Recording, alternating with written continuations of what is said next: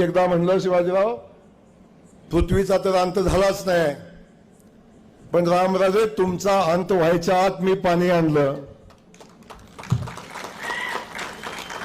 माझं काय चुकलो, काय चुकीचं बोललो? एवढं लागलं तुमच्या गड्याला, एवढं लागलं म्हणजे रामराजे साहेबांचा अवमान केला, एवढा अहंकारी आमदार आहे का रे बाबा? तुझ्या मातीत पाणी येणार नाही पृथ्वीच्या अंतापर्यंत म्हणला, त्याला मी तुझ्या अंताच्या पूर्वी पाणी आणलं एवढंच म्हणलो तर तुझा अहंकार जागा झाला, तुझी अस्मिता जागी झाली, तुला वाईट वाटलं. ही असली माणसं. म्हणून मी तुम्हाला सांगतो, ही लढाई तुमच्या माझ्या अस्तित्वाची लढाई आहे.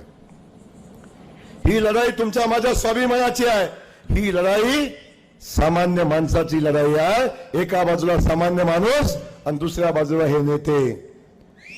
ही लढाई नेते विरुद्ध जनता आहे.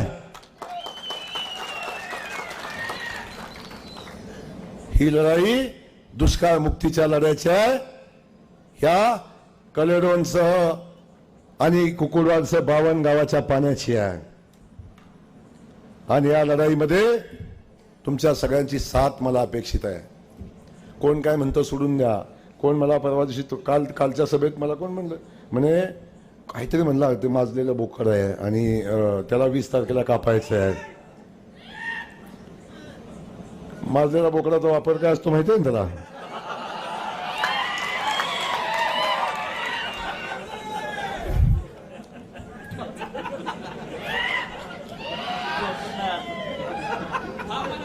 मग सोसल का परत?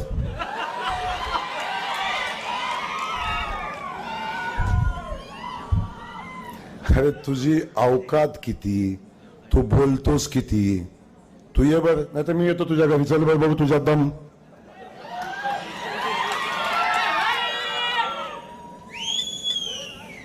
बोलतो कुणाला? सांगतोस काय? किती बोलतोस? हा, दुसरं एक म्हणलं बोराटोडीतच येतो. येताना ते कपन बांधून ये घरी. हे काय बोलतो? कुणाच्या नादाला लागतो? तुला अजून गोरे कळालीच नाही. ते फक्त पवार साहेबांना कळालेत बाबा. ते रामराजाला कळाले. ते येते का बरं इकडं? ते म्हणते लढण मरा, लढण मरा, लागलं तर पाठवतो खाल्लं, पण तुम्हीच मरा. दिले दानाला आणि बसले खाली आणि लागले नाचायला बाबा लगीन.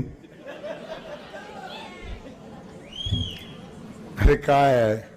किती त्या आमदारकीचं चीत हो केलं, किती आमदारकीचं तिकिटाचं चीत हो केलं. लाज वाटली पाहिजे, शरम वाटली पाहिजे ना.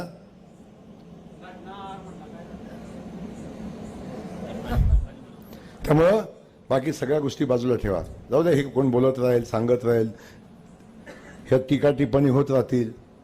पण या सगळ्याच्या पलीकडं आपलं जो उद्दिष्ट आहे, आपला जो